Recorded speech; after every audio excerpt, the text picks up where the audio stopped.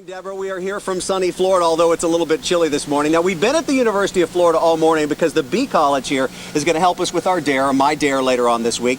We've met some folks from the School of Zoology, or the Department of Zoology, and now we're joined by David Armstrong, the University of Florida School of Engineering. They're working on robotic cars, and we're sitting in kind of one of these. It's basically on a dune buggy frame, but they have another one that they're working on, which is based on a Toyota hybrid. It's a Highlander hybrid. Now let's kind of get over here and show you how this car drives itself. We're not talking about a joystick operated car, a remote control car. We're talking about a real robotic car. So David, how does that work? Well, Sam, the car has a map of all the roads in its computer brain, and it can plan a path to its goal.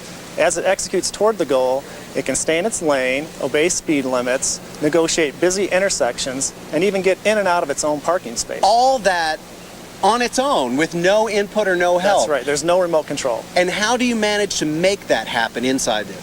Well, the robot has a lot of sensors on board.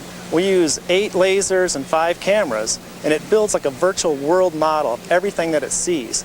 Then it makes millions of decisions per second to keep it on its path. This car is thinking and doing and driving on its very own. If anybody's inside, they can be putting on their eye makeup, reading the paper, drinking coffee, talking on the cell phone. You can do all that in these cars because you don't even need to do anything in these cars. That's right. It can do all the stuff we normally do anyway, but it can do it safely. That's just exactly like what we saw in movies and never really thought it would happen. Now, this is kind of used for defense purposes, but we may see this in our own cars? Oh, yeah. Eventually, the same technology that we're putting into the defense will show up in your car and mine. That's amazing. Let's get to the boards. We'll show you. Thank you, by the way, and to your team, Team Gator Nation, who put all this together this morning. We really appreciate them being here. Let's get to the boards. One or two things we want to talk about.